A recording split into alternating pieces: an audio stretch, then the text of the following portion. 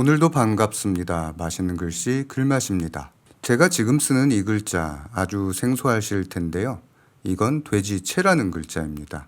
화살 시가 보이죠? 이건 화살로 잡은 멧돼지를 뜻하는 글자였어요. 그런데 이 글자가 어느 순간 사라집니다. 글자가 사라지는 이유는 사람들이 쓰기를 꺼려했기 때문인데요. 그 이유부터 알아보겠습니다. 중국을 다시 통일한 황제가 있었으니 초나라를 물리친 한나라의 유방입니다. 한고조라고 하죠. 그에게는 오랫동안 함께했던 정실 부인이 있었으니 바로 여태후입니다. 그런데 유방은 정실인 여태후보다 더 총애하는 후궁이 있었는데 나중에 아들을 낳아서 척시부인, 척부인이 됩니다. 그런데 척부인은 유방 옆에서 자기 아들을 태자로 삼아달라고 계속 졸라요. 그걸 여태후가 보면서 열이 받았겠죠. 그런데 갑자기 한고조, 유방이 죽습니다. 그리고 여태후가 권력을 잡게 돼요.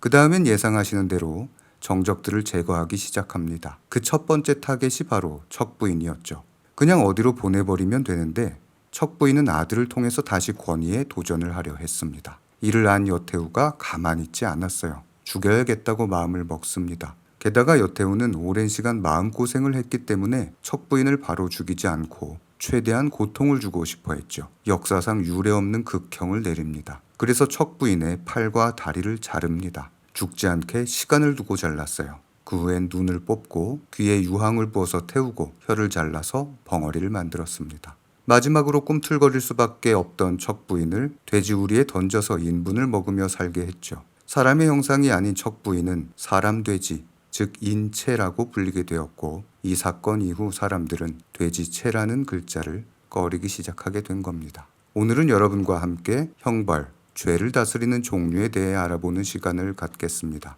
간단히 볼기를 때리는 형벌부터 신체를 훼손하는 처형과 사형 방법에 대해 알아볼 텐데요. 잔인한 장면은 나오지는 않겠지만 그래도 시청에 주의를 기울여 주시면 고맙겠습니다. 우선 고대에 있었던 5가지 형벌부터 알아보면 이렇습니다. 첫 번째로 묵형이 있어요. 이건 먹물을 가리키는 묵이죠. 먹묵은 검을 흙 밑에 흙토가 있어서 검은 흙뭉치라서 먹묵입니다. 묵형은 먹글씨로 죄명을 몸에 새기는 벌입니다. 가장 가벼운 형벌에 속했는데 이걸 얼굴이나 이마에 새기기도 해서 평생 전과자로 살 수밖에 없었습니다.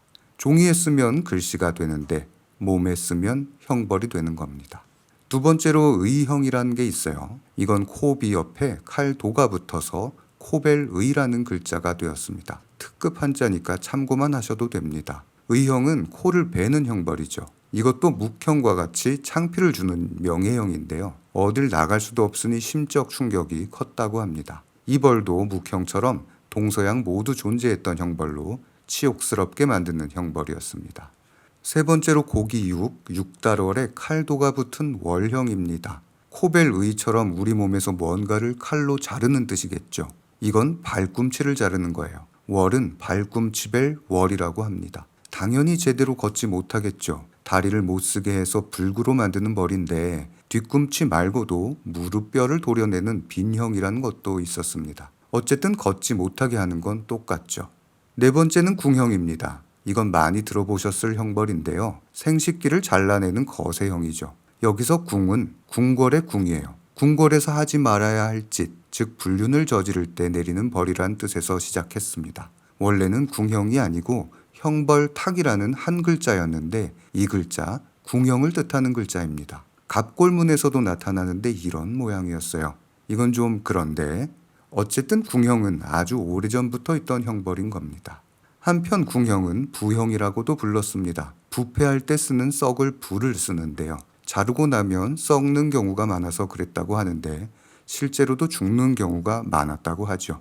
참고로 궁형은 선택형 벌로 사형을 당할래 아니면 궁형을 당할래 이렇게 선택을 할 수 있었답니다. 그래서 궁형을 당하면 자손의 대도 끊기지만 목숨에 연연했다는 사람들의 멸시도 굉장한 부담이었죠. 자, 이제 5번째 형벌, 대벽입니다. 이렇게 큰 대자를 쓰고 물리칠 벽을 써요. 이 형벌은 왕이 내리는 형벌로 가장 무거운 형벌이란 뜻입니다. 사형을 뜻하는데요. 옛날엔 사형이 2가지가 있었어요. 줄을 쓰는 교형, 칼을 쓰는 참형입니다. 교형은 목을 매는 형벌이고 참형은 목을 베는 형벌이죠. 그래서 교수형, 참수형 이렇게 말합니다. 또한 참형은 두 가지로 나뉘었는데요. 방금 말한 머리를 자르는 참수형, 그리고 다른 하나는 요참형입니다. 요참형은 허리요를 써서 허리를 자르는 거예요. 두 동강으로 자릅니다. 참수형은 고통 없이 빨리 끝났겠지만 요참형은 그렇지 않았습니다. 더 고통을 주는 형벌이었던 겁니다.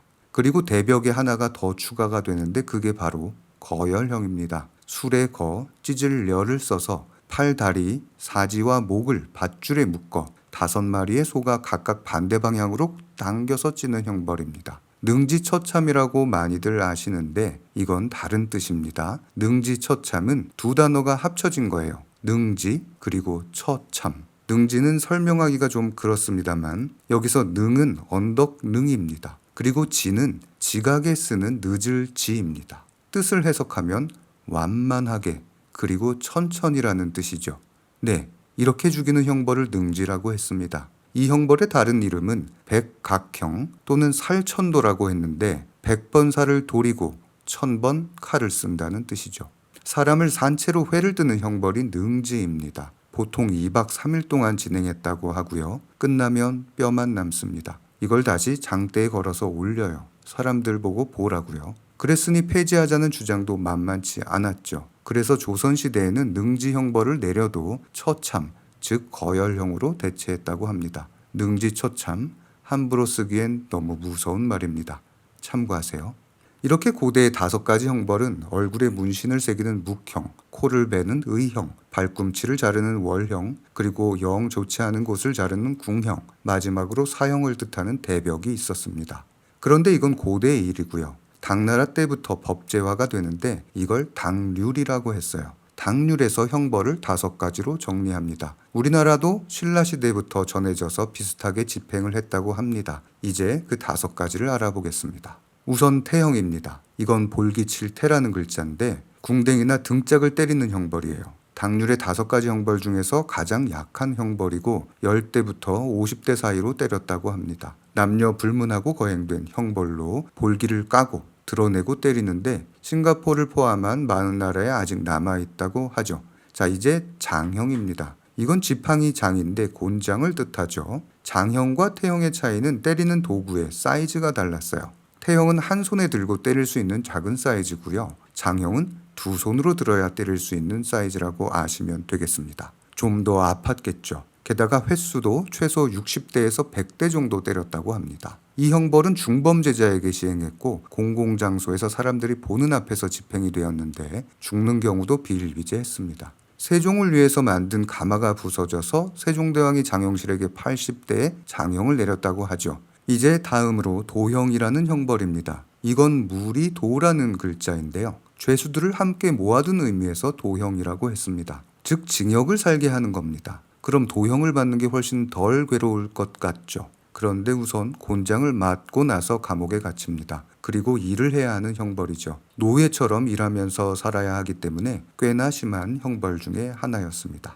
이제 5형 중 4번째, 바로 유형입니다. 흐를 유를 써서 유형인데 이건 유배를 보내는 형벌이에요. 멀리 보내놓고 못 돌아오게 하는 형벌이죠. 유배를 그냥 보내지는 않았겠죠. 우선 곤장을 때리고 시작합니다. 그리고 정해진 목적지까지 걸어가게 합니다. 가는 도중에 죽는 경우가 허다했다고 해요. 조선시대에는 유배 전용 코스를 만들어서 일부러 험한 길로 빙빙 돌아가게 만들었다고 하니 거의 사형에 가까운 형벌이었습니다. 자, 이제 마지막으로 사형입니다. 원칙적으로 딱 2가지, 교형과 참형만 있었어요. 즉 교수형과 참수형으로 목숨을 박탈하는 가장 무거운 형벌이었죠. 유교적 관점에서 신체의 훼손이 가해지는 참수형이 좀 더 중형이었습니다. 그런데 사형 중에서 죄인을 가장 예우하는 형벌도 있었는데요. 그건 바로 사약을 내려 죽이는 사사입니다. 이건 줄사를 써서 죽음을 내린다는 뜻이고요. 줄사는 아무나 주는 게 아니라 윗사람이 아랫사람에게 주는 겁니다. 그래서 무엇을 하사했다, 하사받았다 라고 하죠. 즉 임금이 사약을 내리는 게 사사였습니다. 이 밖에도 참 여러 형벌이 있었는데요. 불태워 죽이는 화형이 있었고